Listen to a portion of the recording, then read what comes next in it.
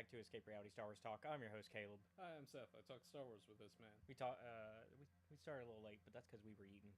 I didn't want to. Yeah, we didn't want to eat on I camera. didn't want to eat on camera like a freakazoid. But I'll drink on camera. That's different. For some reason, there's a weird mental disconnect. Well, I think it's because eating is a little bit grosser to watch, whereas at least, especially when it's just a straw. Also, but yeah, because I have to get closer to the mic, apparently. Yeah. I'm not going to, but I've been yelled at it before.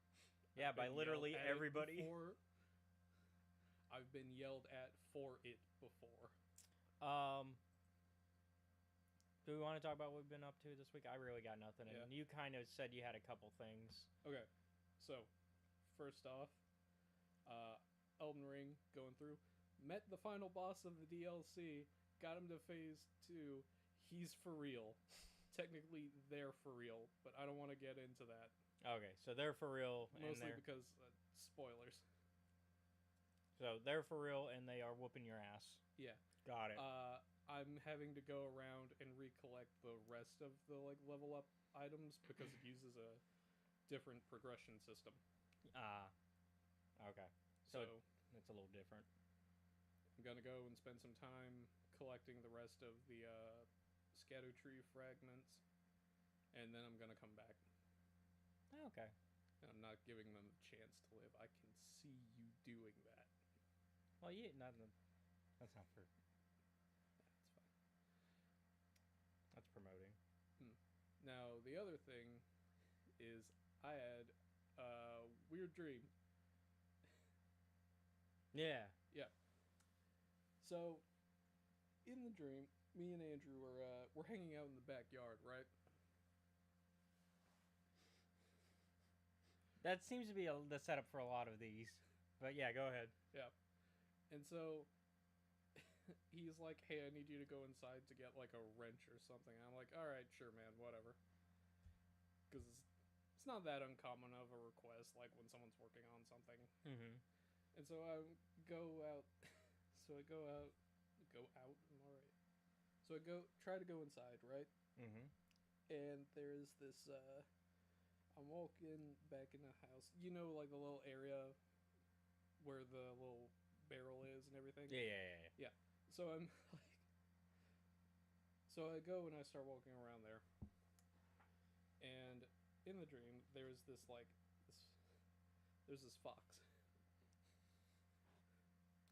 Was it Dongo? No. For those of you who watch the channel, you got that reference.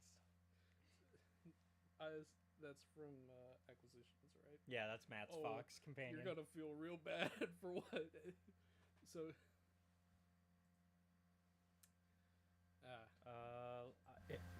Try it. There we go. Okay. So, as I'm going back into the house, I see this orange fox. I'm like, all right, that's cool. They're over there. I'm over here. Everything will be fine. Like, as long as we don't come near each other, all good. Apparently, this fox had a problem with me. So to preface this, because Pixie just dropped in, this is a dream he's talking about. This is a dream. Okay, this is not an actual thing that happened. I'm glad I clarified that now because of what happens. Oh, so this I'm worried now. Yeah, so this fox comes over. I should mention, not like, I figured it'd be like about this size. No, this big. So it is Dongo. Yeah. Like, if you take your arms out. So if you hold your arms out like you're getting measured for your wingspan, that's about the size of this fox. Okay. And apparently, it runs over and it bites the fuck out of my leg. It's weird in a dream when something like that happens. Oh no, don't worry. It's gonna get weirder. Well, because it's like you kind of like your body. It feels like you feel that thing, but then it's like, but you didn't because it's not real. It's weird. All right, but yeah. Dream's not over. Dream's not over. Yeah. Okay, and so as it's biting my leg, I get pissed because how dare you? And apparently, this little fox has a friend that's about the same size. Except it's yellow for some reason. Okay. And it tries, in the dream, like, to jump up and bite my face. So I just kind of grab it, Mm-hmm. choke it to death, Oh no. and the other fox runs away. And I woke up, and for like until about 3 in the afternoon yesterday, I felt really bad about that. As you should. I think I'm you like, should. they attacked me. I tried to be as neutral as possible. I'm like, man, these stress streams are getting real bad. So I don't know if I can top either of those things that you've dealt with this week. I mean, all I've really done is I got Britt to continue Highlander. We got past the big episode, which I'm not going to reveal because Pixie is also watching Highlander with us. But Britt is now past where you have seen, and so now we're at a point where you're watching episodes you have never seen before as well. Mm-hmm. We also got past some of the episodes that I'm kind of iffy on, where I'm like, these are some tough subjects, show, that you're dealing with. Even for when they, I mean, I guess even when they came out, these were tough subjects, but even today.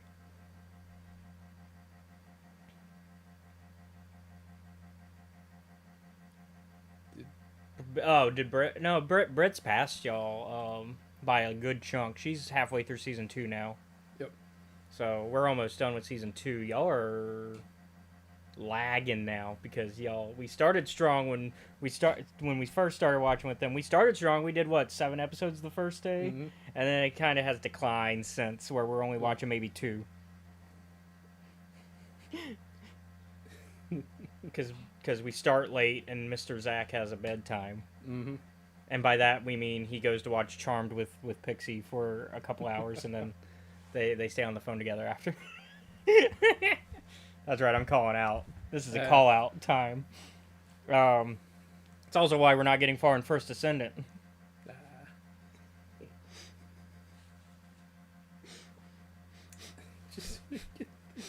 I'm waiting for her to get mad at me for calling them out, but we also learned. We also briefly discussed how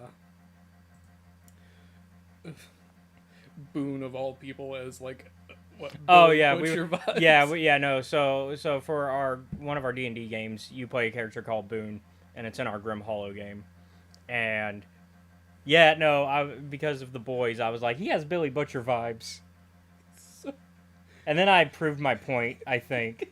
I think I proved my point. Like, Boone doesn't swear as much as Butcher does, but he's like... I wouldn't be thrown off by it. Like, if Boone just started throwing the C word around, I wouldn't be thrown off. Just in the middle of, like... Oi, Hume. Oi, Hubie, I need you to go and wreck that bastard. Don't give him a chance. Boone's entire fighting ethos is stupid. I'm not gonna let you get the chance. Is you know who your Homelander?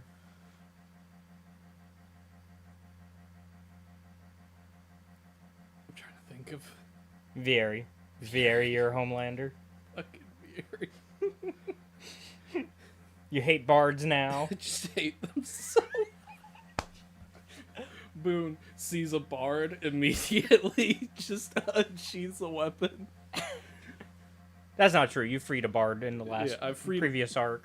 I freed a bard. I met a man who was a bard, but then he wasn't a bard. He was actually a druid. He was a druid. I'd already killed a druid. These are all spoilers for episodes that aren't even out yet. Oh well. Shit. It's on the Patreon, so it's your fault if you haven't watched them yet. I do remember discussing like the Ravenloft game a little bit. Oh yeah, no. About the moral bankruptcy of comparative parties. Yeah, no, we've learned that the Ravenloft group is a little bit more morally bankrupt than the Grim Hollow group. And I think the reason why is, despite the fact that the Boom Boys, because I have to clarify now, are violent, a little bit rude. They genuinely do care about people when they go to places. Yeah, they're just also ACAB, which is fair. Considering, like, I don't think any of the characters has met anyone in a position of authority where they're like, oh, thank God they're reasonable or not corrupt. Yeah. We haven't met any good ones. No, yeah, because there was also the previous arc before that.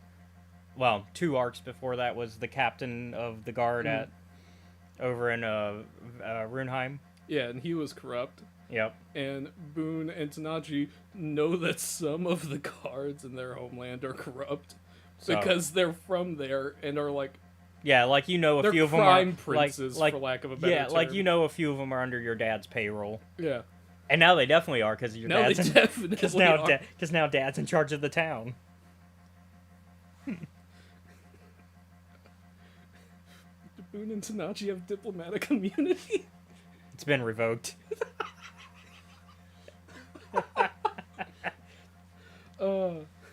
We stole a boat. Yeah, you stole a boat. They'll have no context for that. But no, without giving away too much in the Ravenloft campaign, because it is an episode that's not out yet. Yeah, they make some choices regarding how they treat a couple of their companions that are with them. I don't think we've ever done something like victim blame. No, yeah. Because we've done a lot of things. We've been an asshole to some of our companions, but I don't think we've ever done that. Erenbor was an asshole to Eren, but even he didn't go that far. Yeah. He's just like, I don't trust you. I don't trust you. I'm gonna lock you in a closet for like 10 minutes. But no, they victim blame, which I was like, this is the all-girls campaign. This is where we're going? I don't know, man. Sometimes women can be vicious. Yeah, I mean... And also, now there's belief of different... we're apparently having shipping going on in the party because of Luna. Luna going, yeah, they're dating. You're remembering now, aren't you?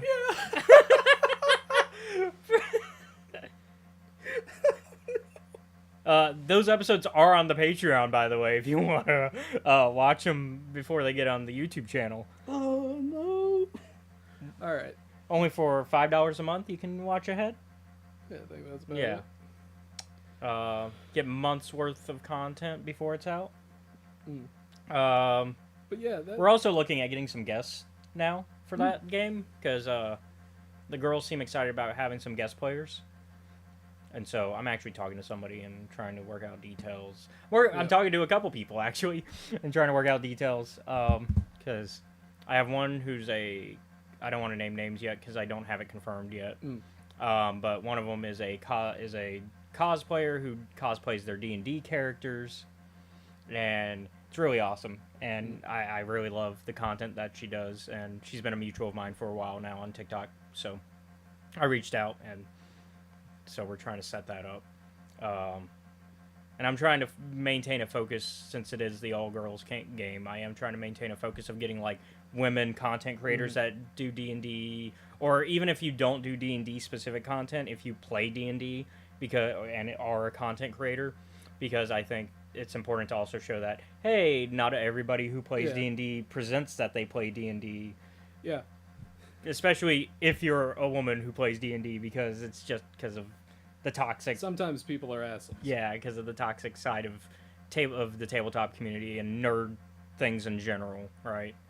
And so I think it's important to still show those people, even if they don't make D&D specific content, even if they're just like, I make different types of content, but I play D&D, then that's still important to show, as well as people who do make tabletop/D&D content. Yes, exactly. That is the point. That's true. That is the point I'm making, yeah. And so, yeah, so that's what I want to do with that game and with the guest players. I kind of want to, and so I kind of want to do that, and then I think it'll be fun, depending who all I can get.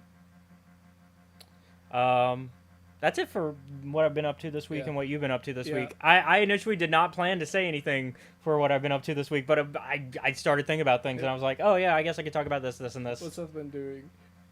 Having weird dreams and playing Elden Ring.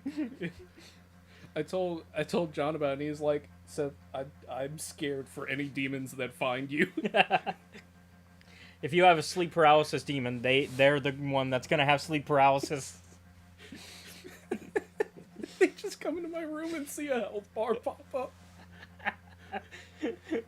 But let's get into this week's news, because we actually do have a few things in the news cycle for Star Wars. So we predicted what's going on with the comics. I just know what's going on, I guess. Like, I just know instinctively what Marvel wants to do. So last week we had talked about how they're moving forward with doing a post Return of the Jedi era stuff. We talked about Ewok comic, and then we talked about the Star Wars mainline moving forward, right? We now can confirm Battle of Jakku stuff. They are doing, which is what we kind of predicted would be the likely course that they'd go in, is that they would retell the Battle of Jakku again, from our main character's perspective, because we haven't seen it from Luke, Leia, and Han's perspective yet. So that's going to be interesting, because that is a perspective we haven't seen for the Battle of Jakku. We've seen a lot of perspectives, just not theirs. And so we're actually getting a trilogy of comics. We're getting Insurgency Rising, Republic Under Siege, and Last Stand. And this is all information that we got from San Diego Comic-Con, which I believe is still going on. And then, so yeah, how do you feel about that? Is that kind of the direction you're kind of wanting this to go? It seems that these are going to be mini-series, so like, and then they're basically going to be like graphic novel pushes. While I would have preferred something closer to the, past the newer movies. Oh, closer to the sequel trilogy? Yeah. It makes sense, though, because this is a gap that we haven't seen. Yeah. So this is like, because I think we've got like Trail of Shadows. Yeah, we got Shadows of the Sith. Shadows of the Sith, which it's great. Which is a very good book. Yeah, great book. But even that is a little bit further down the line too, because Kylo's already born. What I mean is, I want stuff after the movies. But we're filling in the gaps, because there's gaps where there's missing information, and I think they also want to. While they had been hinting from the start about Palpatine's return, they want to add more information to make that make sense. I think, because while a lot of people were like, "Oh no, this is a clue that happened like as soon as Disney bought," like, because we talked about it last time, they did a comic as like one of their first runs. They did an immediate like post Return of the Jedi thing, and it was like a 4-issue miniseries, and there's clues in that about Palpatine being alive still. And then the Aftermath trilogy, which ends with the Battle of Jakku, also has hints about Palpatine still being around. And all this is before Rise of Skywalker came out. This is like, most of it is even before The Force Awakens came out. And so, like, this is all evidence that I think people kind of missed on initial, like, people that do read the comics and stuff. And because, you know, I'm going to be fair to a lot of people. Not everybody reads the books or comics, so, you know, can't expect them to know information from stuff they don't have access to, right? And books and comics can get expensive, so, you know, it's not an easy commodity to get a hold of, right? And I think the movies do also try to drop those hints, just not as much, if that makes sense. And, of course, Rise of Skywalker hands us the answer of, like, how did he come back? Oh, cloning. Like, they visually hand it. They don't say it, but they visually show us through, like, seeing the labs, right? Yep.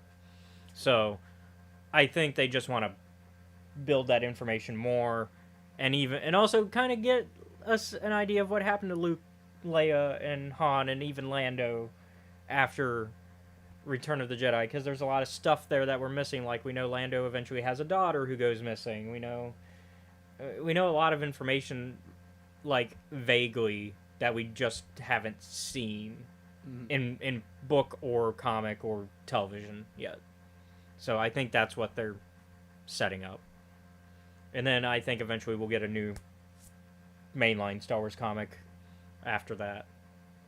So I'm excited because it's moving forward in a way, right? It's not, we're not going back to the prequel era, although there are parts of the prequel era that I would like to see more of like I'd like to see the in between episode 1 and 2 era, because there's a lot of space you can do with that.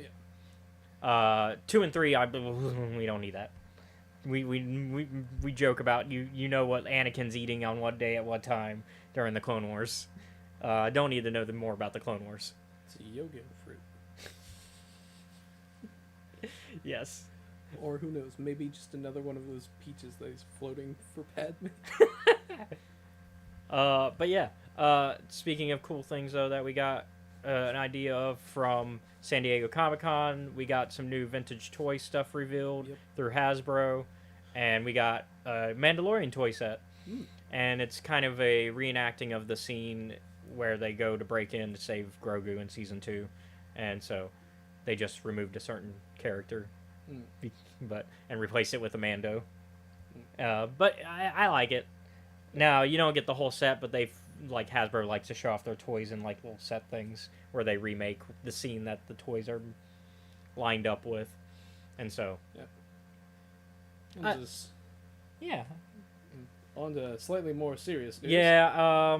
So SAG-AFTRA is on strike against video game publishers, including EA. They kind of this started actually like when I posted it on the 25th. So a couple days ago, they officially went on strike. So let me pull up the list because there's like 10 companies that they list as being part of the strike. Activision, Blind Light, Disney Character Voices, EA, Epic, Formosa Interactive, Insomniac, Take-Two Productions, VoiceWorks Productions, and WB Games. What we know right now is that most of the stuff in the contracts have been kind of agreed on. Like 9 out of 10 of the things that they've sat at the table to talk about are basically like, because even the SAG-AFTRA has been like, yeah, we agree on a lot of these things, but there's one main issue that we're struggling with, and it's the one that we keep struggling with the strikes lately, and it's surprise, surprise, AI. Because video games are also trying to get away with, using AI instead of actors, and but these are the 10 main ones that are like still at the table that they haven't been able to get move anywhere with on that issue. Now, SAG has said that because if you go to their website, it says what do they want like content creators like us to do. They say we can still play games, we can still make videos and do live streams with the games that are made by the companies on strike. So, for example, Pixie, you and I, we can still do Fortnite videos, even though Epic isn't part of that, right? We can still do, like, Jedi Fallen Order and Jedi Survivor videos, although we're not doing any right now. Interesting note, Ubisoft was not one of those companies, so when Outlaws comes out, it won't be an issue. So, obviously, full support for SAG-AFTRA and what they're trying to do here. At least on my end of the channel. For me, I can't speak for Seth. I can only speak so much for me in terms of I'm definitely for what they're fighting for here, which is AI doesn't need to replace actors. Seems to be a pretty fair stance. Yeah, and so like I said, I'm not trying to cut you out. I assume you mostly agree. I just didn't want to speak for you. And so, believe it or not, there are times when Caleb and I disagree on things. This is not one of them. This is not one of them. I just don't want to speak for you because Seth Stoneheart over here. But yeah, so like 24 out of 25 proposals according to the spokesperson for the game publishers. Although take that with a grain of salt because we've learned before that the people that SAG-AFTRA tends to fight against like to lie. Because let's not forget how the movies and film stuff and TV stuff went down last year. So I don't expect this one to maybe last as long. I expect that we'll probably be kind of back to normal soon enough. But I also, because obviously these games have to they have to be made eventually. Like, because there are a lot of games being made by these studios still. Yeah. So it'll take a while. But yeah, so I mean, obviously we'll keep an ear out if they decide to change if SAG-AFTRA decides to change their stance as far as like creators go. That we'll be keeping an eye out, so that way if they say, hey, actually we do kind of want y'all to next step, start not playing games and start showing support for that. If they do call for that, then we will. As a channel, we'll stop posting Fortnite. We'll stop posting. There's not really a lot of other games. I guess Diablo videos because that's that's Activision and Blizzard. So, but as of current, they are not asking for that. So as of current, the channel will continue to do what we do until we hear otherwise. Now back to something a little bit more. Yeah, but you know, we've got all that adult stuff out of the way. I think it was important to bring it up. That's why I put it in the notes because I was like, while a downer, I think it's important to talk about because it's important to bring awareness of what's going on. Because I mean, it is important to talk about, especially as a fandom, because there's other games outside of Star Wars that I'm excited for that are going to be harder to talk about. Like Dragon Age, that's EA. I mean, that's BioWare, which is owned by EA, the new Dragon Age game. A little bit. Yeah, AI just taking over, sadly, and so that's why SAG-AFTRA and others are trying to fight against that to the best of their ability, and that's why we got to show support where we can. But speaking of going back to San Diego Comic-Con and some fun reveals we got a lot of book reveals, because that tends to be where we get a lot of book reveals announced is at Comic-Cons. I've noticed that comics and then which is makes sense, and then books, that those are the big things we get at Comic-Con. So as Star Wars fans, so we got an announcement for an Art of Star Wars Outlaws. So we're going to get an Art of book, which makes sense because for every video game they've done since Disney took over, they've done an Art of book. I have the Jedi Fallen Order one. Actually, I like it a lot. I need to get the Survivor one. And then we're getting a novel called The Acolyte Wayseeker, which will cover Vernestra Row and kind of hopefully explain some of the things that I know you're going to want to talk about once we get to our main subject for today. We'll wait on it. They also announced a Vernestra Row action figure. We are also getting a Yord and Jecki novel that is currently untitled. It's going to be written by Tessa Gratton. So I think that's a good choice. Hold on, let me make sure. I want to make sure I'm giving the right credit to the right people.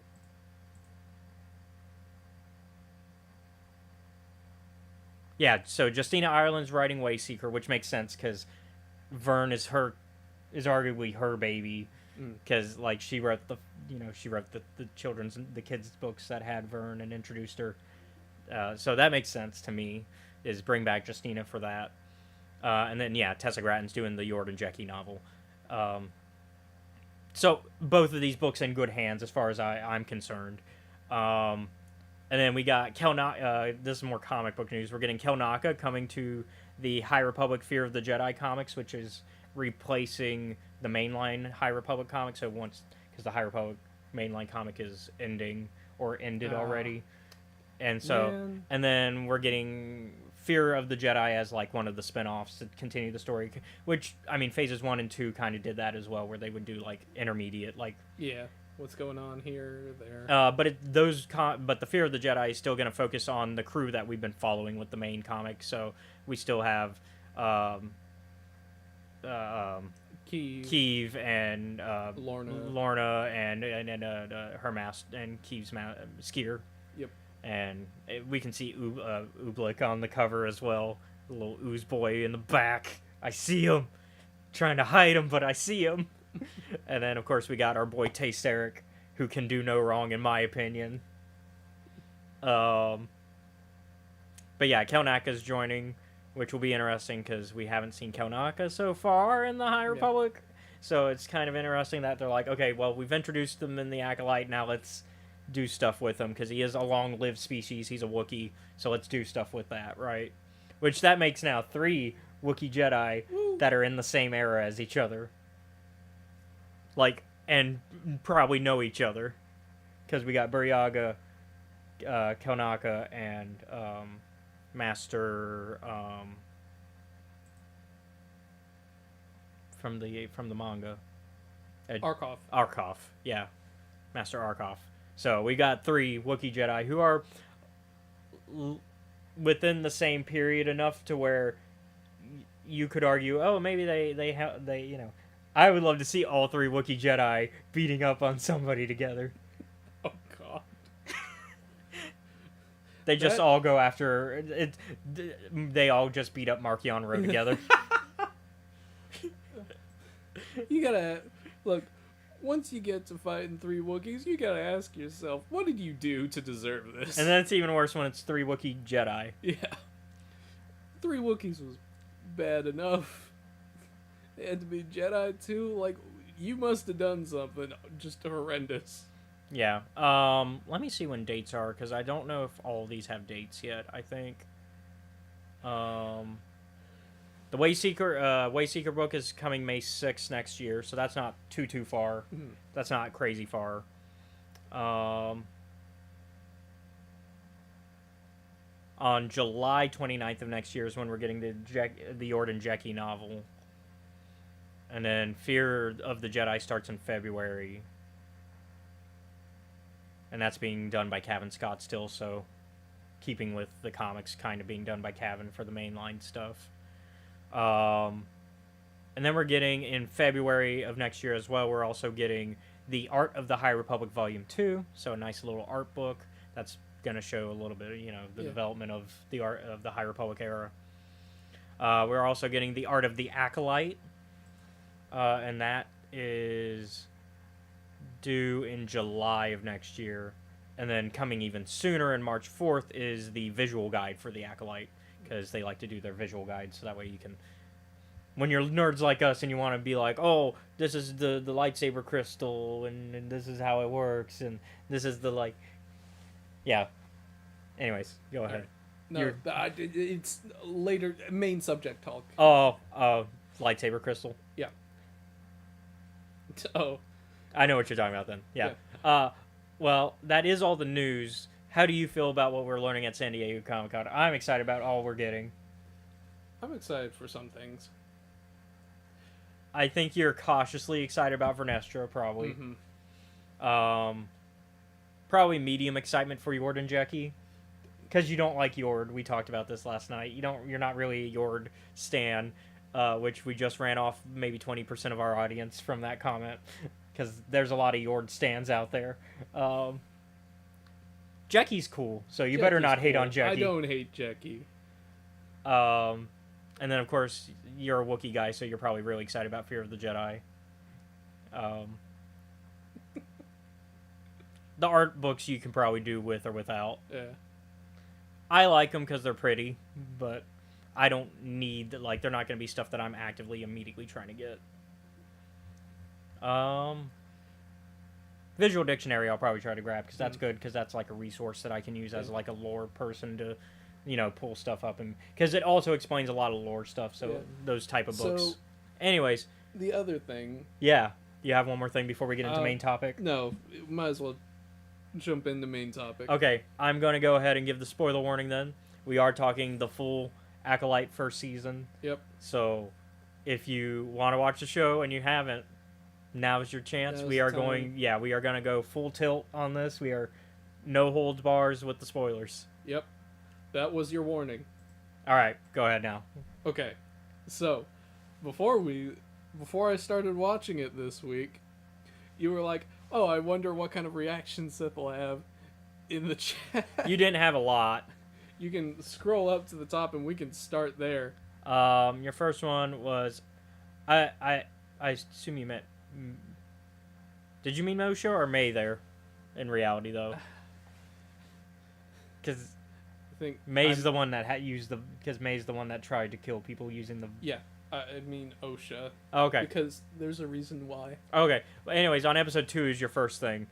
On episode 2 of The Acolyte, first off, called the twin theory off the bat. Secondly, screwed Yord. And thirdly, I think Vernestra would go over protagonist file. Yeah. What I mean by that is I figured that, Hey everybody. We got a lot of people. Yeah, we're getting everybody dropping in now. So, first off, the twin theory. It's in the first, like... So I sat down with Lee and we watched it, and I'm like, so either she's possessed by ghosts, or she's got a twin that's mad because the Jedi took her away. Also, you don't even have to wait for episode 2 for that reveal. That No, I figured that out in episode 1 while they were, like... Oh, you were saying... While she was fighting Yeah. Indara. Yeah. And so, I'm like, okay. And it's like, it's either ghost or a twin. I'm like, ghost possession hasn't happened yet, but I wouldn't be surprised. But the more logical one is like, it's a twin. Yeah. Woo. Hope you feel better, man. Yeah. Also, looking at Jordan.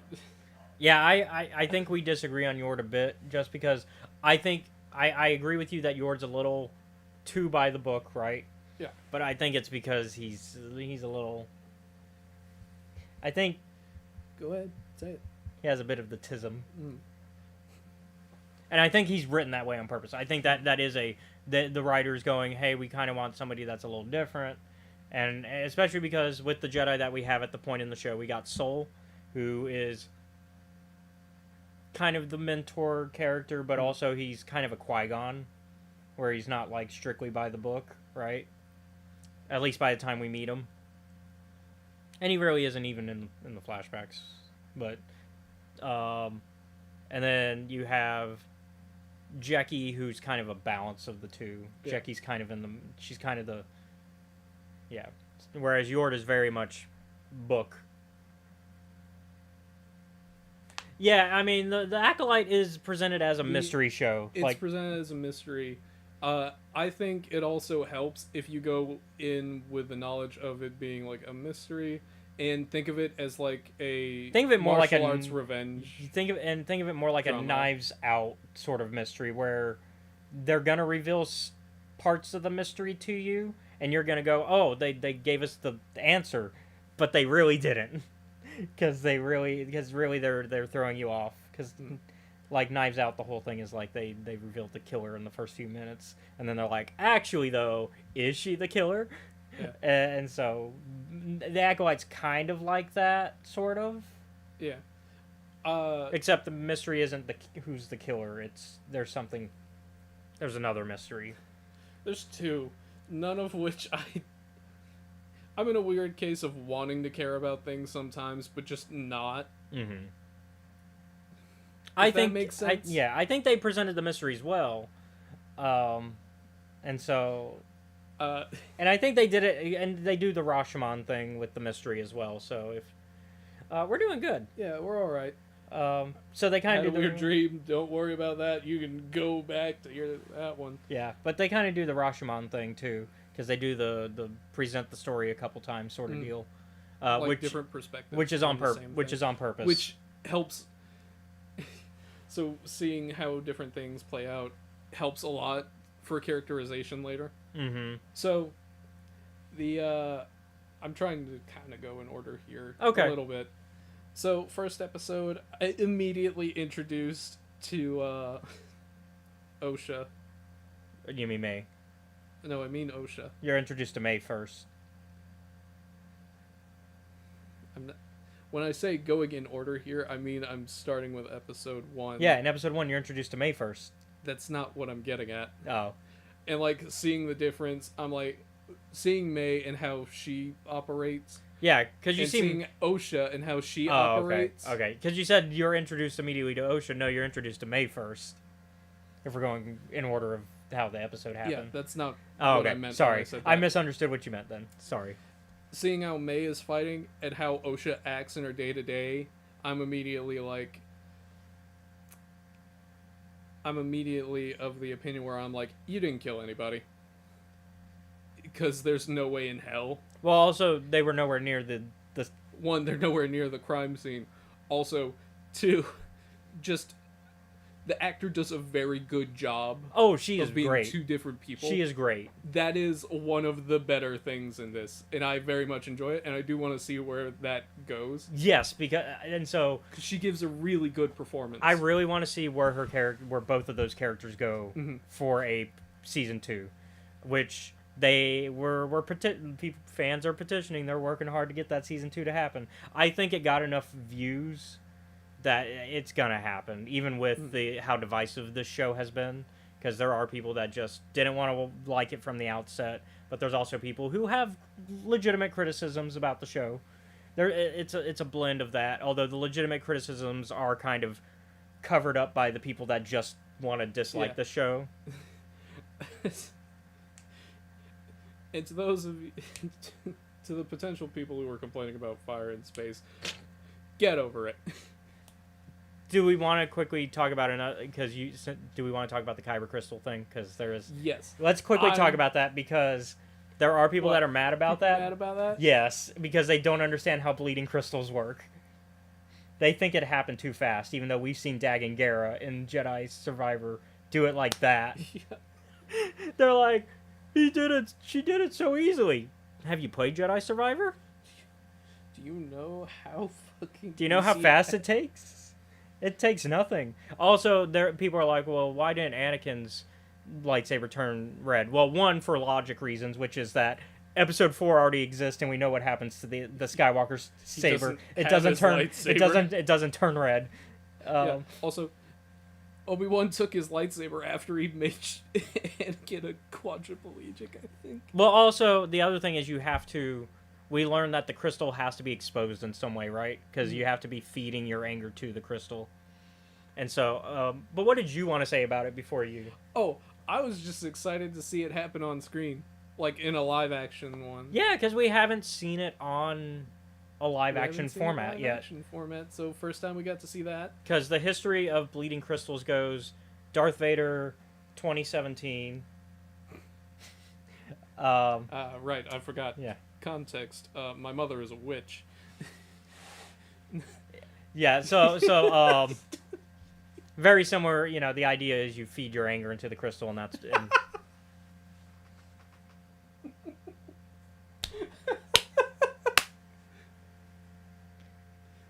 But yeah, no, so the order of like how we have seen this presented is the 2017 Vader comic was the first time we were introduced to it. See it there. And that's like when Vader has to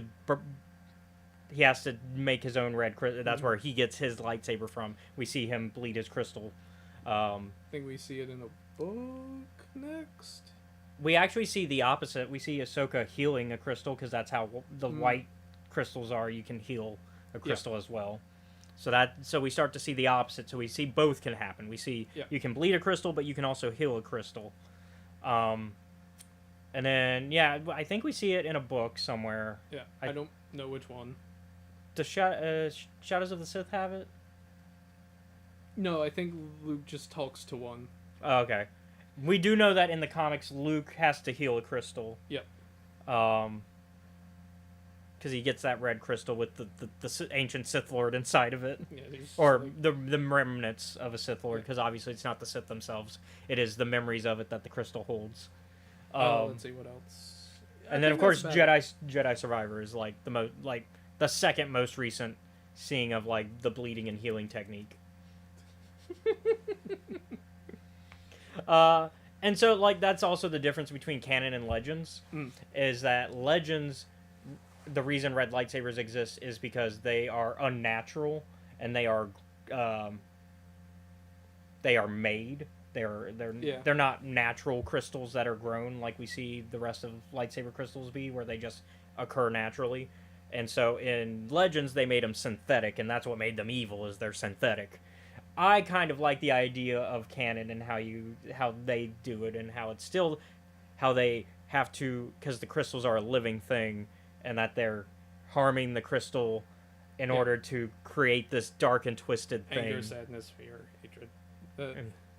Not necessarily in that order. And I think the camera for that episode, when Osha does the bleeding, I think it does a really great job of leading up to that moment where it's like hinting, hey, something's gonna happen here. They do the Chekhov's gun thing. Mm-hmm. They show us Soul's lightsaber just on the ground. Yep. Then they show us it with the crystal exposed, and then they show us one more time before Osha does it. Yeah. And so they do the Chekhov's gun really well for that moment. I will say, like, I'm just gonna start jumping around now. Yeah, we're just gonna jump around because this show, there's a lot to talk about. Yeah. Action. Do we want to talk about how great the action scenes are in this show? Yes. If you go in being like, it's a kung fu movie, they're great. And also, I like how they, during fights, devolve over time from something elegant. Because it's like, yeah, I think people forgot that because of how, like, very different things are in original trilogy, the newer movies, and the prequels, I think people forgot that, yeah, you can just kick or punch someone in the middle of your fight. Well, also, this is a time when Jedi aren't facing a lot of Sith, right? Because the Sith are extinct, right? Yeah. And so there's not a lot of need for clean lightsaber combat that would be like facing other lightsabers, right?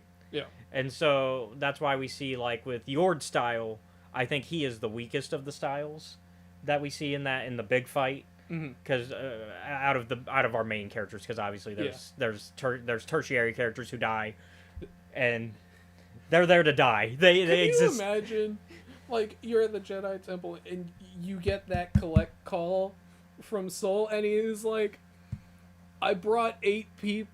I brought like 10 people here, and it's just me. And it's just me.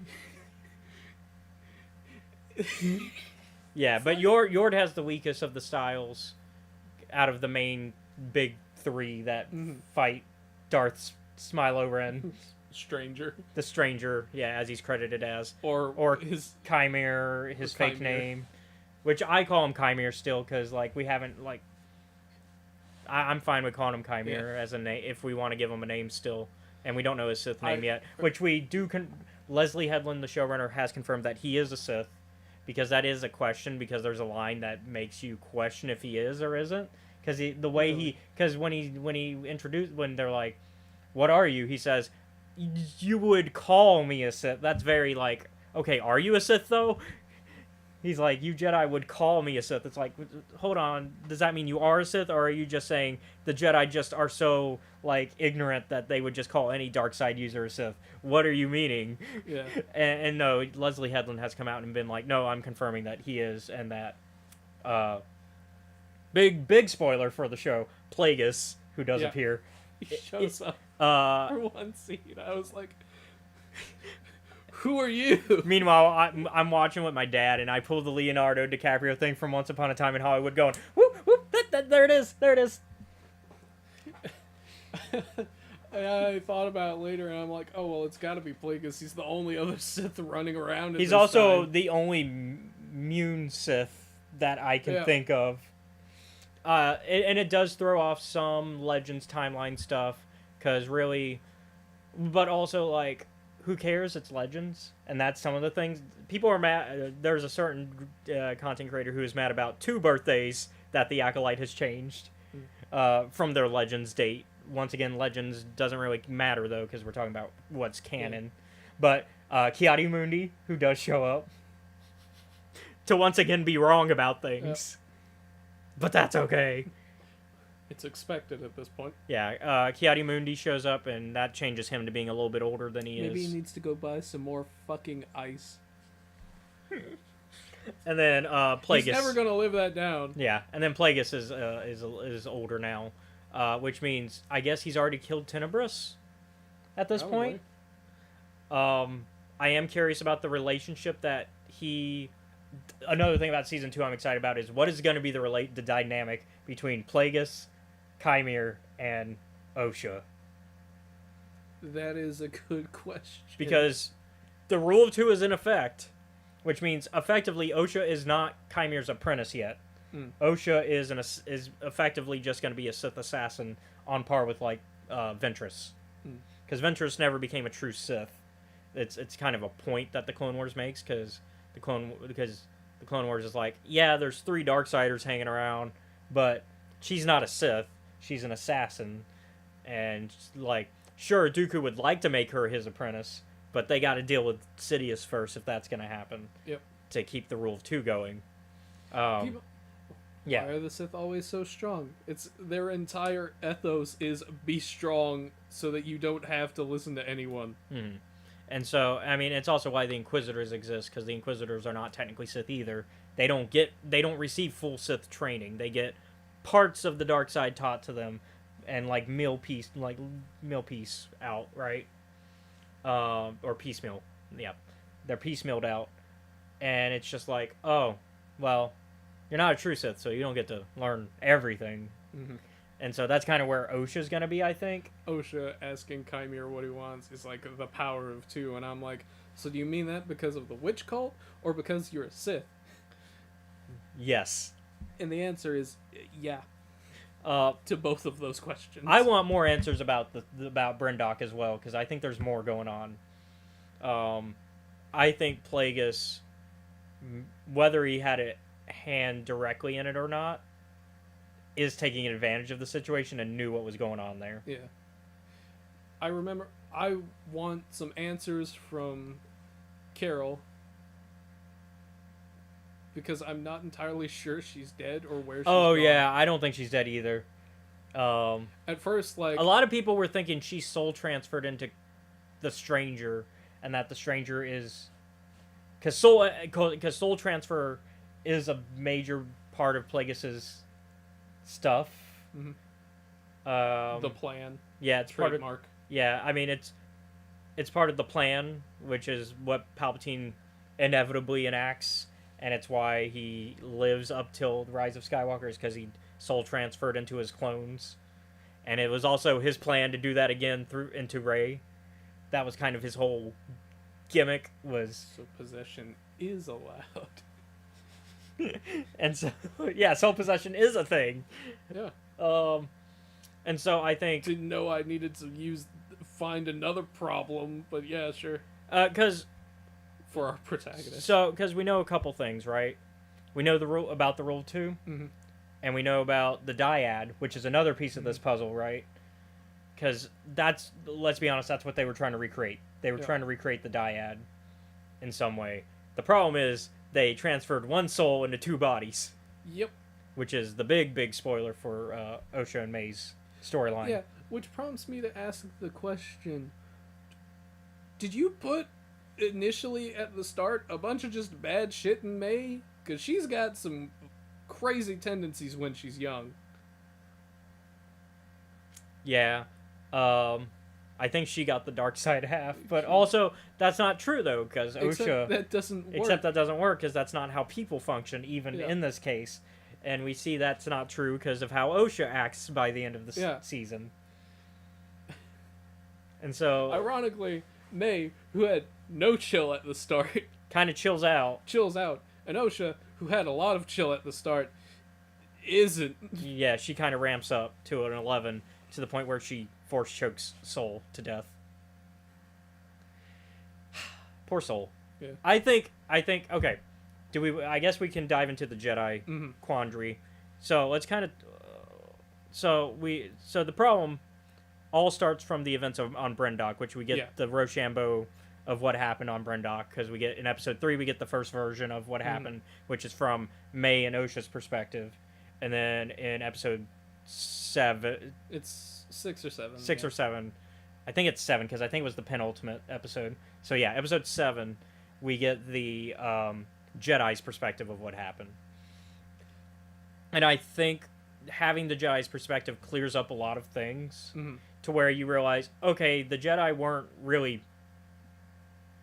They went there with good intentions, but unfortunately, the road paved with good intentions Often leads to the gates of hell. Yeah, and this is a case of a couple issues. So, first off, all Soul ever sees when he goes there is just the kids getting the shit beat out of them. Well, and also like he knows that the witches are up to something. Yeah. He knows that, hey, what is this ritual we keep hearing about that's going to happen? And Master Andara is also worried about that actually too, because like for the most part she's like, Soul, you gotta let it go. But when she hears about the ritual, even she's like, oh, we might need. We might need to look into that more. But also, we cannot interfere because the council, the Jedi Council, says they can't. The Jedi, she even called the council, and the council was like, Leave stay it out alone. of it. But the problem is they also are trying to look for the source of a They're looking for a virgin. Avergence in the Force, because shout out to Light of the Jedi, they talk about the great hyperspace disaster destroying Bryndock. Yeah. And they talk about how that made it to where Bryndock could have no life sustainably on it. Except life there's is growing pretty well. Yeah, it's growing pretty well. It's a big forest world, and essentially. And they're like, well, our records are wrong then, so something is up. And we feel something strong in the Force going on here, but we can't prove it. But then they realize that Osha and May, there's something up with them. Yeah. And they're, because Torben does the blood test. Yeah. And finds out they have the exact, literal same, like, everything in their DNA and bloodstream. And they're like, yeah, they're twins. And he's like, no. This is not how twins work. Twins are not exact same. There would still be differences. Yeah. And so... Good to know he spent his time at bioengineering. I always assumed, based on how Torben was acting in the Jedi version of the flashback to Bryndock, that Torben was a lot like our buddy Jedi in the High Republic. Starts off as a Padawan, our book reader. Wreath. I figured he's a lot like Wreath, in that he's a kind of a bookworm and doesn't like going out of Coruscant. It's like, you made me... Because as soon as he's like, you made me come all the way out here, Master Andara, I'm like, oh, you're a Wreath. You're just Wreath. It's like, I just want to read my books. I just want to read my books. I want to go back to Coruscant. I want to go home. Basically. And so I was like, oh, you're Wreath, but without the character growth. Because Wreath has a bit of character growth on that idea. Torben does not. Torben kind of gets the shit kicked in because he is like, hey, I'm just going to go get the sisters because there are evidence that there's a virgins. And then I can go home. Meanwhile, shit is hitting the fan already because while the Jedi did not, they are unable to de-escalate the situation. Yeah. The situation is already escalating without them, which is why I think the Jedi aren't really the bad guys of this situation. This is a case of, like, it really is just one of those, oh, this was fucked on all sides. Yeah, because, like, they're like, oh, we're going to take Osha because Osha wants to go. Yeah.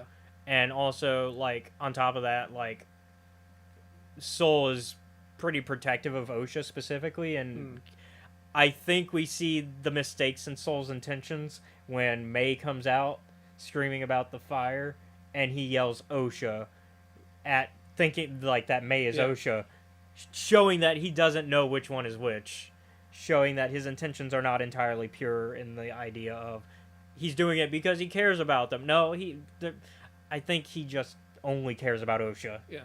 Well, to be fair, Osha was the one that told May to stop after seeing May decide, you know what, this butterfly. But May also needed that training and needed help. to be, yes. And I think, and we see it even more when Sol has to make a Sophie's choice, so to speak, on, do I save Osha, do I save May from falling? And when the moment he let go of May, I was like, that's your defining moment of, like, showing your intentions here entirely. And I think Sol never. I think the other thing though that we need to give Sol some leniency on regarding what happened on Bryndock. While yes, he killed Mother Anasea, and it was an act. I think it was purely a instinctive accident. Yeah. I think he saw her revving up something, and the last time he saw them do something, they did something to Torben. They essentially put Torben in, like, by the way, if you guys don't leave, we're gonna lobotomize your friend. Yeah. And so I think instinctively he was thinking it was a defensive He's maneuver. like, oh, they're gonna fuck up either me or Torben again. Although Not this time. Although I think Anasea was really going to save May and OSHA. I think she was. I think she was just trying. I think she was going to save. I think she was going to save both of the sisters. I think she was somehow going to get OSHA out of the building too. But we'll never know now. Yeah. And I think Soul knows the cost of what he did. That's the other thing. I think that because that's the thing that we have to remind ourselves of, is that the Jedi are still meant to be the good guys, and that the Sith are meant to be the bad guys. And while we can have some sympathy for why May and OSHA joined the Sith cause, right? We can't excuse the actions they do for the Sith cause, right? Like killing people, especially because like Indira didn't really have much to do with what happened. Yeah, and Dara, I'm like, what? And Dara was actually trying to control the situation to her best ability, but like Soul and Torben kind of made it a shit show. And then of course, let's not forget when Kelnaka got controlled by the witches too, which was an awesome moment, by the way. I'm like, full steam Wookiee Jedi beating up another Jedi. that is an fuck moment. When they were like, oh no, I wasn't trying to control you, and you're like, wait, who are you trying to control? And then you just see the Wookiee in the fire showing up. Oh fuck, okay. It's gonna be one of those days, huh? But I will say, yeah, pretty harsh thing for May to see, like all 40 of her, like. I don't think they died. I think they got exhausted, but maybe they died. Maybe they died. We don't know. Like, and I thought about it. I was talking with John about it this morning, actually, because he also enjoys Star Wars. And I go. And it's a similar situation to what happened to Luke, though, in Last Jedi. I don't know if that's what you were going to bring up, but go ahead. No. So as I'm sitting down, I was like, maybe, assuming that they're all dead, right? Mm-hmm. Maybe if it takes 40 people to control one person, that might be an ability you may want to discard. Because if the cost of, like, failure is you dying. But also, excuse me. Also, though, the witches do tend to, that's just how their force magic tends to work anyways, is like they do a lot of ritual stuff together. Yeah, no, that's not the issue. My issue is I really hope they're just knocked out and not dead. Yeah. If they are dead, though, that does fit in canon, because, like, Luke doing the projection all the way to another planet killed him. Yeah. Like, because it had just exhausted him, right? Because it was, like, a very powerful force ability. Yeah. And he hadn't, and also he hadn't been actively using the Force for a long time before he did that. It's like, I haven't been using the Force much, but let me use this really powerful Force ability and project myself light years away. I need to go prank call my nephew. Meanwhile, these witches, while I think it's because, like, specifically, like, Kelnaka was such a strong Jedi, too. Kelnaka, and then Indara on top of it. So I think if they died, it's more because of just how tough of those two being. Which, I suppose later on, this prompts the question, do you think Kelnaka just let, Fuck, why can't I remember his cover name? Oh, Chimere. Chimere. Do you think Kelnaka just let Chimere kill him? Oh, no, because if you look at the inside of that house, it was a mess. They fought. Or do you think Chimere just got him really, really fast? Got him really fast. I think there was a fight. There was a quick struggle, but... Yeah, like maybe 10 seconds, 12 seconds. Because the house is a mess when we see the inside of Kelnaka's place. So I think there was a bit of a struggle. Yeah. Of course, Torben felt guilty, so he just chugged that poison. Which, another reference to the Baresh vow. Mm-hmm. Chimere being like, you will kill a Jedi without a weapon. I'm like, does the poison thing not count? It does not count. I'm like, I guess you killed them with poison, which is, because you just talked him into killing himself. That's essentially what she did. Yeah. She didn't even have to do that. He did it all on his own. Yeah. Brother said, yeah, I made some mistakes. I'm like, at the time I was like, how bad did you fuck up? And then you got the episode and you're I'm like, that's still not bad enough for me. have we not learned, though, that the Jedi who go on Baresh vows are way too harsh on themselves 9 times out of 10? Where's Des Ryden? I want him back. Where's Des? Where's Baresh herself? Yeah. Both way too harsh on themselves for taking that vow. We don't know why the Jedi who does it in the Vader 2017 comic, which is the first time we see the Baresh vow, why he did it. There is a very... I know it's not necessarily supposed to be funny, but it is very funny when May just completely eats shit trying to beat Torben for the first time, where she does the little jump kick and falls. But he's like in his meditation Yeah. thing, and so she can't break it. Yeah. It's just... I'm gonna go ahead and before I talk about like the Jedi and all that, because that's a whole thing. I do want to talk a little bit about. I'm gonna do a sandwich here, so I'm gonna talk about some of the bad that I have. Okay. Pacing. It is a bit wonky. I think the pacing is the weakest part of the show. I think the rest of it works great. The writing's good. I love all the characters. The real hero is Basil, by the way. Real hero of the show. Where are you, Basil? You earned that medal. But, like... Also, he knows all the stuff that went down. He's one of the only ones that knows what kind of went down. The only thing he doesn't know is the flashback stuff. Unless he was underneath the floorboards listening to Yeah, unless for some reason he was on that mission. Oh yeah, because Soul retold the story, which is why we get which is why Flashback 7 happens. So yeah, maybe he was listening in.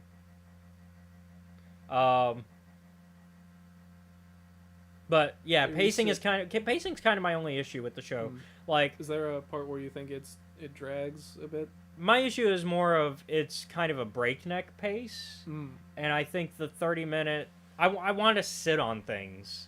There are moments where we can just sit, and I don't think the show gives us that.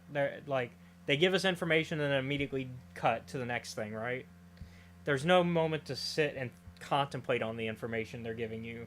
And I think that has to do with the thing I hate most about streaming right now is the 30, or at least especially Disney Plus, which is the 30-minute, 8-episode format. Either give us longer episodes or give us more episodes. Because I think you're taking away from a lot of the creativity of these shows by doing that.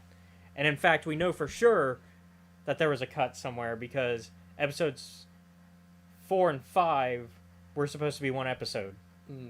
And you can kind of feel that too. Like you can feel that 4 and 5 were meant to be one episode if you watch them, because 4 is when they're going through the forest looking for Kelnaka, right?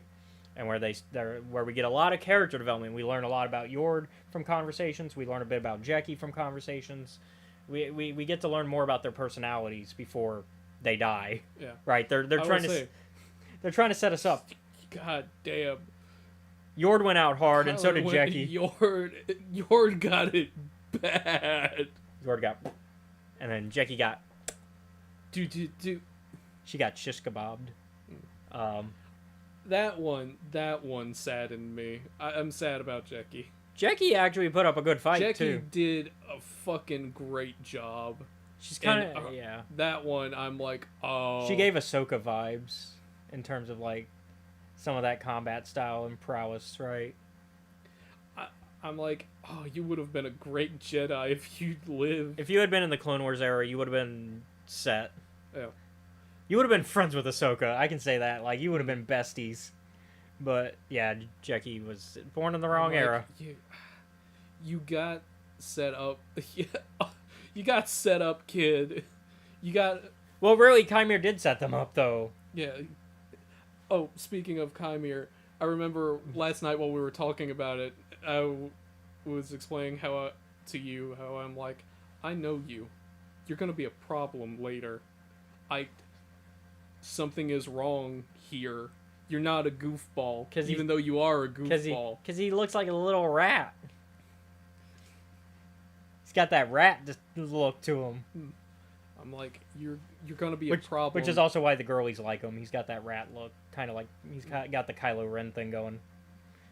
Which, although I think last night. But also when you get the muscles though, when he. I think last night while we were talking about it, I was like, I can smell the blood on his hands from here.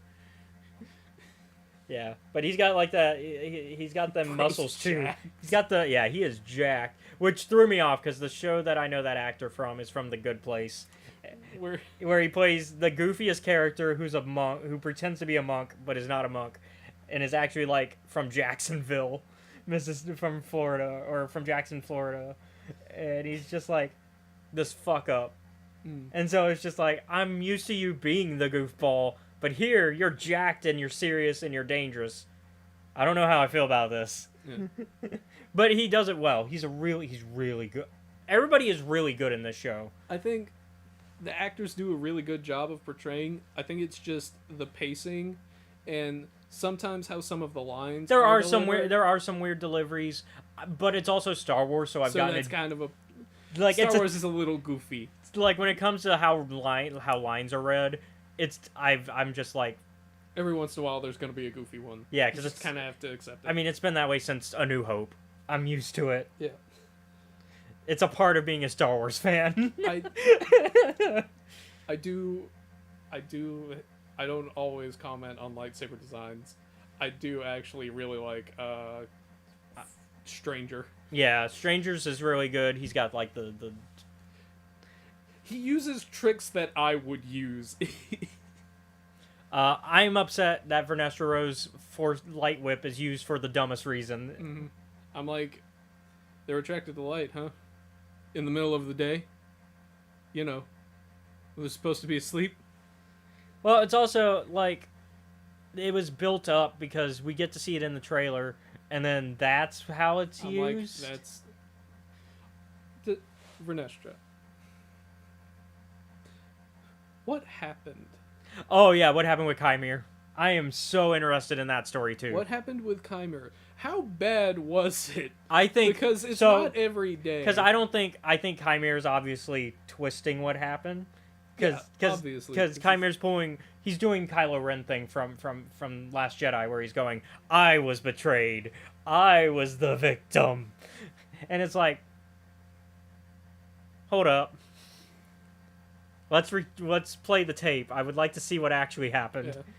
Yeah. Because he's like, look at these scars, and immediately when he saw it, a lot of people had already figured out that Vernestra was his master as a Jedi, but I hadn't clued in on that yet until he shows the scar, and then when he showed it, I was like, that's a light whip. That's a light whip. Yeah. And so I was like, oh, so you were Vernestra's. I'm gonna guess that you did something evil, and Vernestra had to do something about it. Mm-hmm. And I guess she assumed you were dead because based on the fact that when she felt your presence in the finale, she was like, oh, he's alive.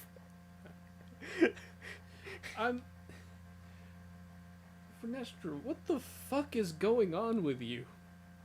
I think, okay, so I'm going to defend what's going on with the Jedi and the Jedi... No. Because I'm going to defend what's going on with Vernestra and the Jedi stuff. I don't feel... Mog is okay. He's trying his best. He's basically Vernestra's aide, the one back at Yeah. Oh, yeah. And he's doing his best. I'm also going to defend her against... He's a little goofy. I'm also going to defend the whole, like, because the Jedi Oversight Committee thing going on, right? Against, like, Senator Raincourt? Yeah. Raincourt is an asshole. He's an asshole. And he's an asshole with a point. But I also disagree with it to a degree.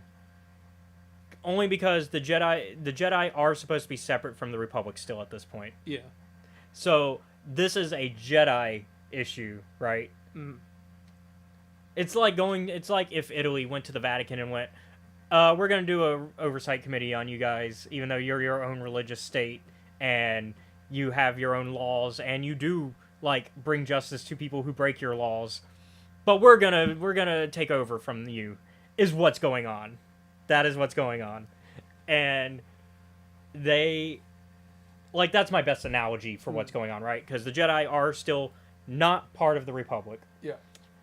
So, and also, the victims are not members of are not, like, regular people. Yeah. All of the victims have been Jedi. Jedi.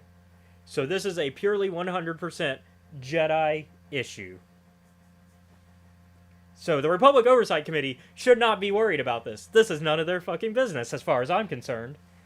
And apparently as far as Vern is concerned. That is my feeling on this situation. It also, I think, is a setup to eventually lead to how the Jedi get locked into working for the Republic, and how the Jedi just essentially become the Republic's space cops. Yeah. And we don't like that. That is the bad part about the prequel era Jedi. And guess whose fault that is? It's not the Jedi, it's the Republic's. Because the Republic kind of corrupts everything it's touching. Yeah, but we see that really start even earlier in the High Republic. Yeah, because there's that one senator who also is anti-Jedi. Oh, no, I was thinking about, like, what I'm thinking about is the Guardian Protocols. Oh, yeah, the Guardian Protocols. As soon Protocols. as that shit is launched, I was like, oh, fuck, okay, I know where this is gonna lead down the road. Yeah, the Guardian Protocols, and then on top of that, also, like, having a liaison with the Republic isn't bad.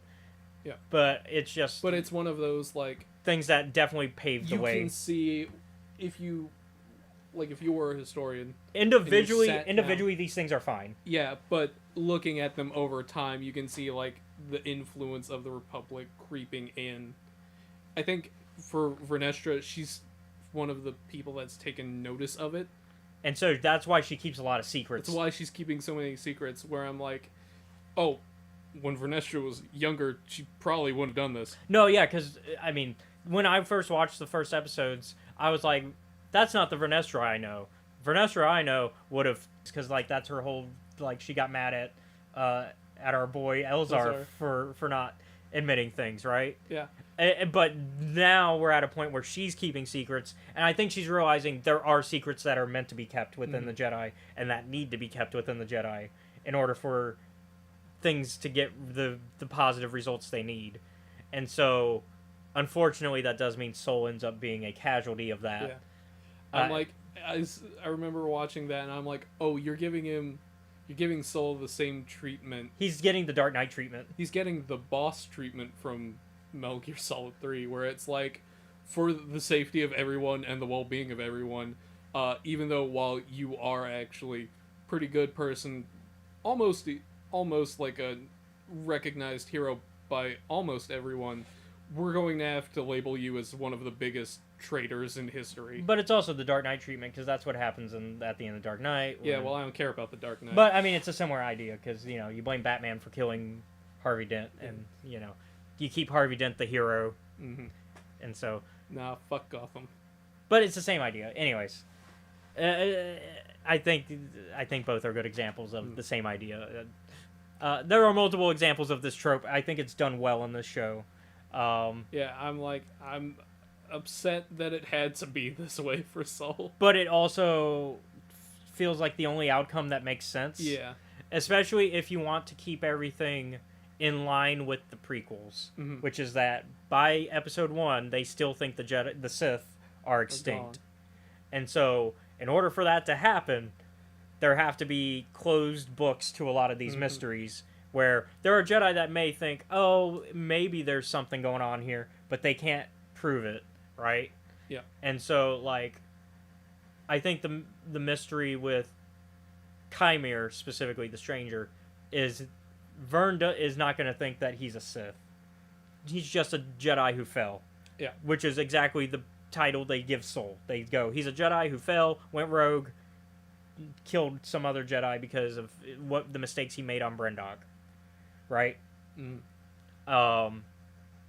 I think that's kind of the title that the Stranger Chimere is going to get in terms of, like, how Vern's going to look at it. Because she's not going to realize it's a Sith issue. She's going to go, oh, my Padawan who turned evil is now killing Jedi. Yep. Because Dark Jedi Jedi who fall to the dark side that don't become Sith are a thing, and I think that's a issue that a lot of people, because once again, the people who just didn't want to give the show a chance. Just because you fall does not mean you're a Sith. Yeah, just because sometimes you go evil for a little bit and you're like, actually, that was a bad idea. Just because you're a Christian doesn't mean you're Catholic, right? It's the same idea. Yeah. Like, you can believe a lot of the same functional things without being part of the same denomination. So I think that's a good analogy. It's a good analogy. And so, like, I think people forget that because they think purely Jedi Sith. Yeah. And it's not that simple. You got the witches, and of course people were upset about the witches calling the Force the thread. It's just another name for the Force. Who cares? Get over it. It's another name for the Force because it's a different religion. They believe a different thing. They believe in the same overall concept. When they were calling it the thread and they're like pulling it as one, I was like, thank God. But I swear, if you guys start talking about gifts freely given... Worried that the cult was back. I was so worried. No, they felt more like Dathomir, like they felt more like the Night Sisters sort of deal. And I don't think they are meant to be the Night Sisters exactly, but no. I think they're an offshoot of that. I was because they don't use the green the Night Sister magic. They don't use the cool looking fire magic. The Ichor, they don't use the Ichor. Because that's how the Night Sisters use the Force. They don't actively use the dark side of the Force, which is also why they don't get corrupted like Sith to the same level, because they're not pulling directly from the Force. They're pulling from this Ichor. To me, it's always been like... It's a degree of separation. They bribe the Force in a weird way. Like, they offer something to it, and then it does something. Yeah, with the Ichor, yeah. And so, which, I know I phrased that weirdly, but that's how I understand it, so that's why they don't look... And then, of course, on top of that, we know about other Force traditions, especially with the High Republic, bringing back to canon a lot of older traditions that were in Legends. And so it's like, there's so many Force religions that are going to have different names for the Force, and that are going to view the Force differently. The Jedi don't own the Force. Yeah. You would think that, but they don't. So, I mean, I think because of all these things that are going on with the Jedi, we have to remember that while the show is called The Acolyte and our protagonists are the bad guys, they are not the good guys still. They are still the bad guys. They are still clearly doing bad things. And our good guy and the Jedi are still clearly the good guys, even if they are making mistakes, because they're being made more human. I was thinking about this, the other day while I was in the car ride home, about like how to summarize generally the vibe of the High Republic. The High Republic could best be described as a series of grand successes, but extreme human tragedies. Yes. And so, like, I think people forget that the Jedi aren't gods. Yeah.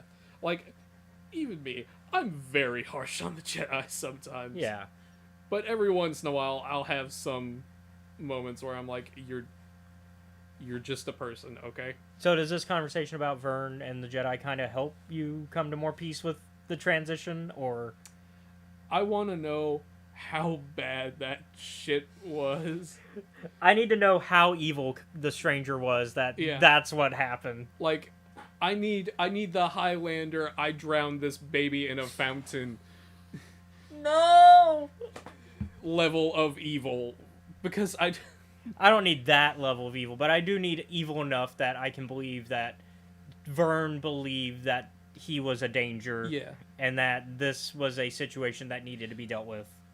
I don't know. Maybe my like evil scale is a little bit screwed. Yeah, that's a little bit more on the. That's a 10 on the. You're like, okay, so in Star Wars, bring it down to like a 6 instead of maybe a 7. 6 or a 7. Instead, I'm like, we gotta hit him with a 10. Okay, so that's really more your main concern is you're. It's not a problem of. You're not happy with where Vern is. It's you need more information. I need more information because I'm like, I don't want to judge her, but right now the judgment that I currently have with what little information I've got is extremely harsh. And I guess based on the title of the book that we talked about earlier, she became a way seeker in between. Yeah, which I Which makes I sense. gotta- That fits the Vern not to me. really to me. I never would imagine she would. I don't know. She's seen But a lot now- of shit in Phase 3. But I'm like, oh, you lost your apprentice, then you found him, and your apprentice essentially was like, no, I'm good where I am. go where I am. And I don't really know how Vernestra is going to handle that in the future. And then on top of that, like, she's still dealing with her own issues in general. And even in the show, they remind us of her ship sickness, Yeah. where she has her visions while in hyperspace. Because they're like, oh yeah, you get sick when we fly. Yeah, you get your tummy hurts, right? And she's like, No, it's it's more of a headache because she's having visions. Yep. I do love the callbacks to the High Republic books, and I think the show does a good way. If you don't really care about checking out the books, while we highly recommend checking out the High Republic stuff, I personally think the show does a good job of where you could just jump into this, no problem. Yeah. You don't need to know High Republic information for this. If you do, it's fun little Easter eggs where you're like, oh, I get that reference. But if you don't, then it doesn't take away from anything. I was genuinely, Soul might be a really fantastic character. I like Soul a lot. And I love that I like how he fights. He is fairly compassionate, but he is, at the end of the day, just a man. Yeah.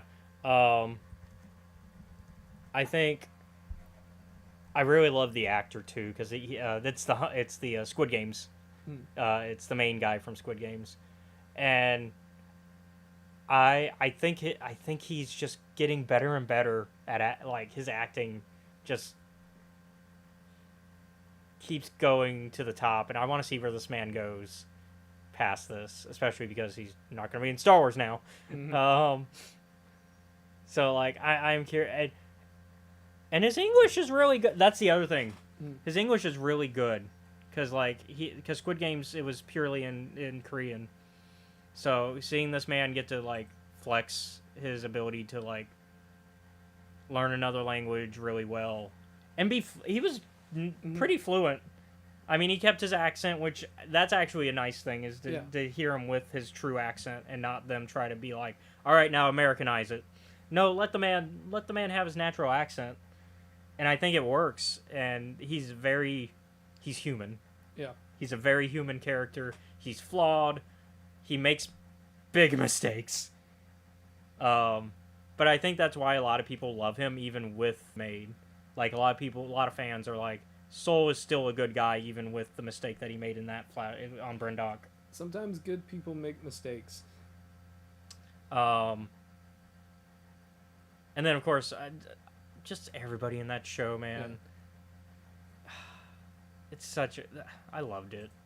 I lied though. I am gonna give it a different number than what I told you last week, because I told him last week, I was like, I already know what number I'm giving this. I will drop it actually from that, only because it's not quite to that level yet. I think a second season could hit that mark. But this season is not quite there. And it's because of the reasons we talked about. It's the pacing, and that's really my main issue, is pacing. If we just got to sit on things a little longer, then I could give it what I wanted to give it, which I was going to give it a 10 initially. And that's what, like, my heart still kind of wants to give it. I still want to give it a 10 so badly, but I also know at the end of the day, there are enough issues with it that I can't give it that. Later. Thank you for joining in. So I can't, like, quite give it a 10. Yeah. But I will give it a 9.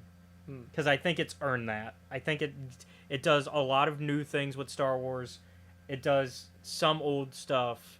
It brings back things that we wanted from Legends. Like, we get Plagueis. Whoever thought we'd ever see Plagueis on screen? Whoever thought that? Sure, it's for a few seconds, but that's because they're drip feeding us. They're going, hey, you want Plagueis? And so I think, and it's a fun little Easter egg that sets up what's going on, and it's just fun Star Wars. It's sure I will say the first couple episodes are a little slow as well, and that's part of the pacing issue. And I think once you hit episode 3, that's when it really 3 and 4 is where it really kicks in for me. And then 5 definitely, because that's like the first big fight scene. And so I think a 9 for me, but I already know you're gonna, because we kind of talked about it, so I'm kind of curious what I actually don't know what number you're gonna give. Normally, I don't like to do half numbers. Although we do them a lot, actually. Yeah. Because I'm like, it almost feels like a cop-out, but I'm gonna give this one a 7.5. Okay. Like, it just barely goes further than passing. Mm-hmm. Okay. So, like, it meets expectations and then a little bit some. Yeah. Like, because 7 is meeting expectations, I think. 7 is where this is what you expected, it's met your expectations. It wasn't much better than that, it wasn't much worse than that. But it sounds like it was also just slightly better than expectations. Well, I was, if it had been... We can talk about it. It has a lot of things that I'm like, I do like this. But then there are some things where I'm like, I don't know. As I was saying earlier, I'm like, oh, motherfucker. That's the word I was trying to explain. It's that kind of revenge film. With Shia? Yeah. Yeah. Sorry, yeah, we were looking at the Acolyte Wikipedia, and it talks about that's what like the fights remind me of, and I'm like, that is how I thought of the show while watching it. Yeah. And I think if it wasn't Star Wars, I'd probably give it a higher score than what I'm gonna give it. I'm gonna give it I already give it a 7.5. Yeah. I think it being set in Star Wars does a slight disservice to it. And I'm curious what you mean by that. Is it just because, like... I think because of the, like... The expectations? The expectations that come with it. Yeah. Because Star Wars is getting... The case of, like... Because it is a big thing, the expectations are somewhat higher in everything, where I'm like... So what would you give it if it wasn't Star Wars? If it wasn't Star Wars, I'd probably give it a... Almost want to say a 9. So you would almost be where I'm at. Yeah.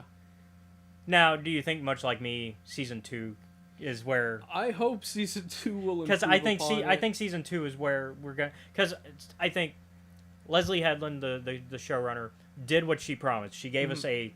Because she said that this season 1... You should feel all the main mysteries should be closed. Yeah. And I agree that... All of those are closed. And I think... Which is why I'm kind of like... Even if we don't get a second season, we've got a full story. Yeah. It's just, I wish we get a second season. Right now, it's not renewed yet. There is a lot of fans that are pushing and doing hashtag renew the Acolyte. I agree. I want to see where it goes. It would kind of be great if they secretly had already filmed season 2. Because then they could go, yeah, it's coming out next year. Because that's the other problem is, like, with these streaming shows, they take 2 years for the next seasons to come out. And so I hope that they can go, oh, yeah, season 2 coming out next year. Amanda Steinberg was great. She's the one that plays May and Osha. Good job. I applaud your efforts willingly. Yeah, and so she's been great for a long time because she was in Hunger Games. Yeah, and that's Lee. That's Lee. Soul, Stranger, Jackie.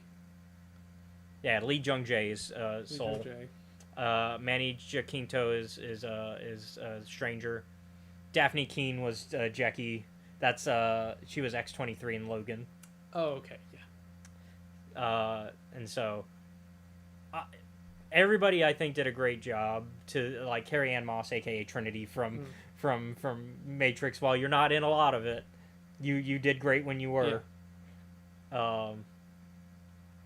And so and then Junos, who has kind of taken over being Chewbacca ever since Peter Mayhew passed. He was in the Wookiee suits, so good job. He did good. Yeah, he's great. You don't have to do much. You just get to look tough and walk around and motion, but you're great at it. Don't change what you're doing. You're doing great. Health bar appeared. Kelnaka possessed.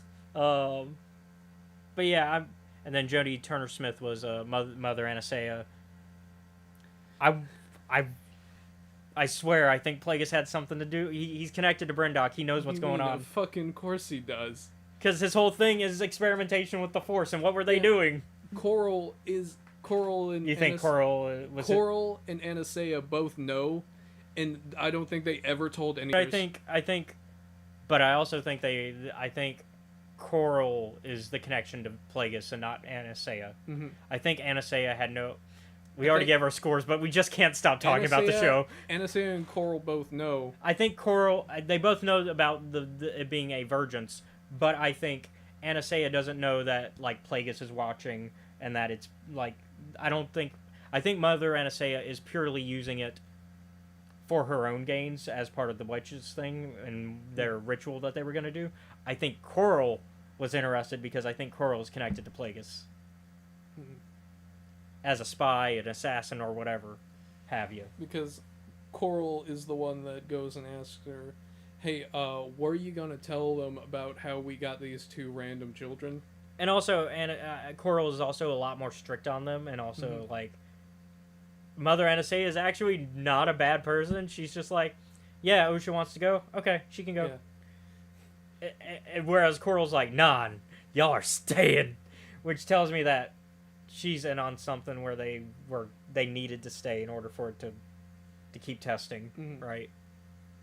And so I think while Plagueis may not have directly done anything, I think he's indirectly involved because his whole thing is experimentation with the Force and trying to learn how to prolong life through the Force, and being able to split a soul in two is definitely something that could lead to that. Yeah. Ever hear of a Horcrux?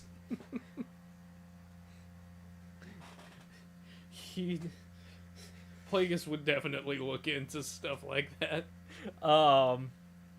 So I think the show has a lot going for it, and I think it has. That's why I give it a 9. Is because while it has a lot of weaknesses, I think there are things that.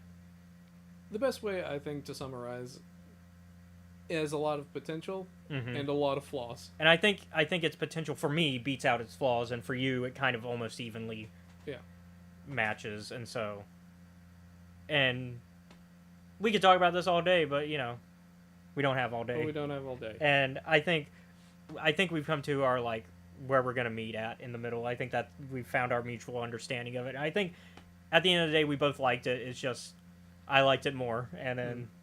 And that's the thing about these conversations, I think. So I do want to end out on this because I think it's important to talk about this.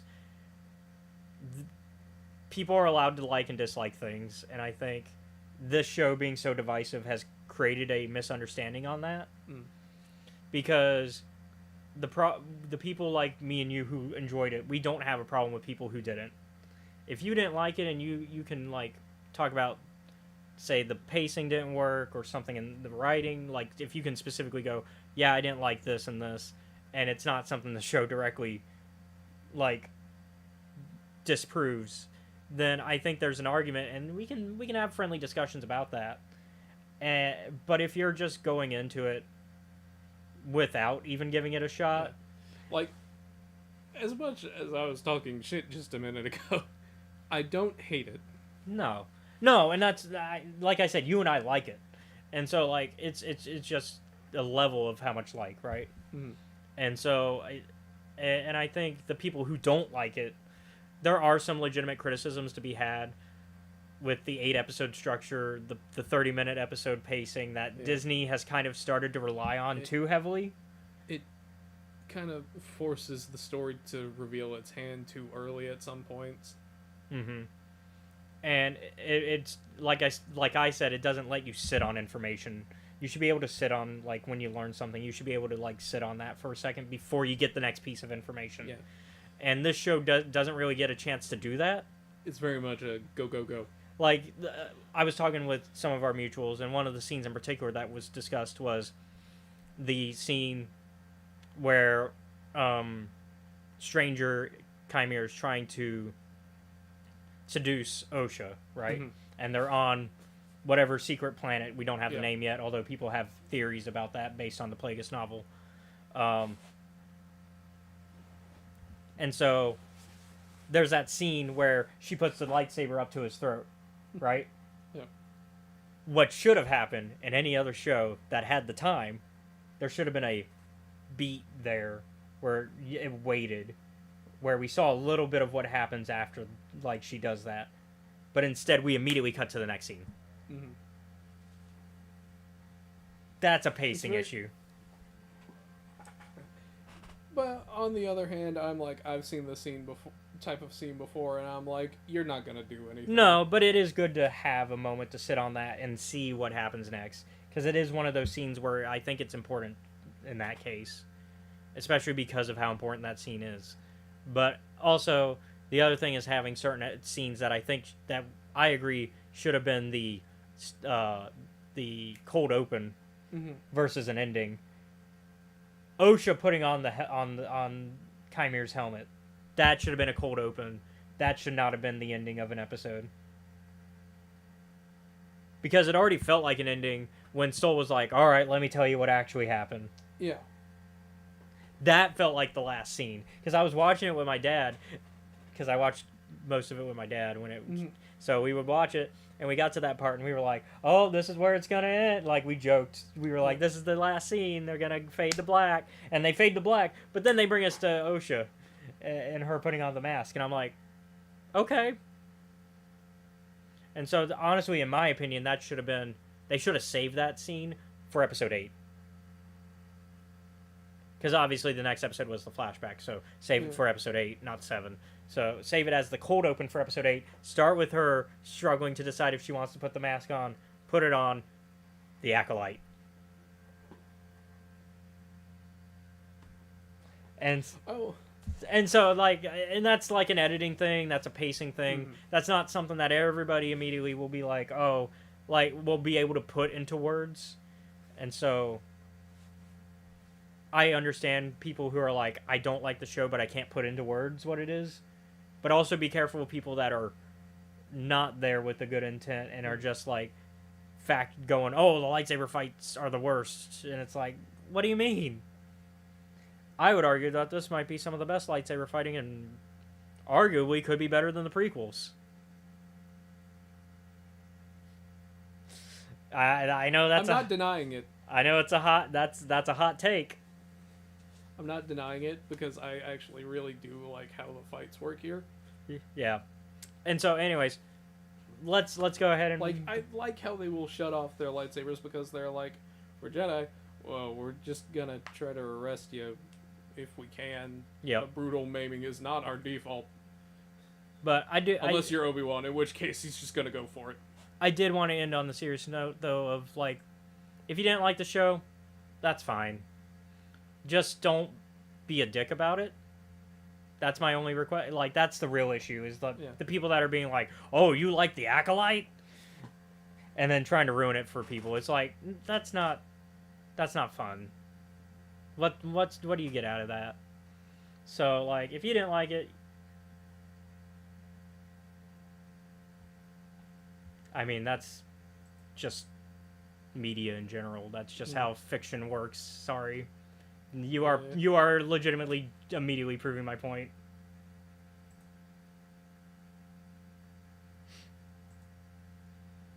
Yeah. Yeah, I tried to, yeah. At the end of the day, don't be like that. Don't be a dick. That's all I ask. If so, stories always have political meanings behind them. Star Wars always has. Everybody's like, oh, it's just for kids because George Lucas said that. Yeah, he said that, but he also said that there's political meaning behind them. So, and there's nothing wrong with that. You're always going to see, art always reflects what is going on in the today. And if it doesn't do that, then it's not art, because that's just what art always has done. The purpose of stories is to express things about the human condition. That sometimes everyone will walk away with something a little bit different. And that's okay. At the end of the day, take things as they are or do what you want. Yeah. But like I said, don't be a dick. Enjoy or dislike what you dislike or like. Just don't be mean to people about it. And if you didn't like it, there's no reason I don't get the idea of hate watching. Yeah, that's... If you don't like it, stop watching. That because really you're just giving them the numbers. Yeah. If you don't like a show and you keep watching it, that's just going to tell the people who make the shows the opposite. They're going, oh, it's getting views. But anyways, I love you all. For those of y'all who don't act mean on the internet about enjoying or hating things, that's really all I've got this week. I mean, I'm sorry I had to end on that note, but yeah. I think it was an important discussion that had to be had, especially with how this show was treated. So I think that was a discussion that just needed to be had. We don't normally get into those discussions. We usually kind of stay out of them, but I think this was a case where I think it had to be said. Yeah. Because this is honestly the worst I've ever seen the fandom for Star Wars. This might be the worst I've seen it. But yeah, so thank you all for watching today's episode of Escape Reality Star Wars Talk. I've been your host, Caleb. Be sure to like, comment, follow, subscribe to us. You can find us at Escape Reality Films on YouTube, Twitch, Kick, and TikTok. You can also show your support for us by joining our Patreon, which is at Escape Reality Films. Shout out to Jennifer Brantley, who was in the chat. There you can watch our YouTube content before it's publicly available. Also be sure to check out our Discord, which is also linked wherever you are watching, so you can also be a part of our community. You can also find me on Twitter at EscapeReality94 and Facebook, Instagram, and Threads at Caleb.Lockwood. Seth, go ahead and plug our friends. Every Sunday from 5 to 7 Central Standard Time, you can catch some friends of ours over at the Trials of Naboo at the Steam_Dungeon on YouTube. They're currently being hunted by a creature sent from the Blood Jungle to retrieve mana. Oh. Okay. Or is it nobody? It's one of them. Well, that's going to be it for this week. We'll see you all next time when we're going to talk Season 2 of The Clone Wars. Oh, boy. So you get another watch 22 episodes. All right. I've spoken. Y'all be safe out there.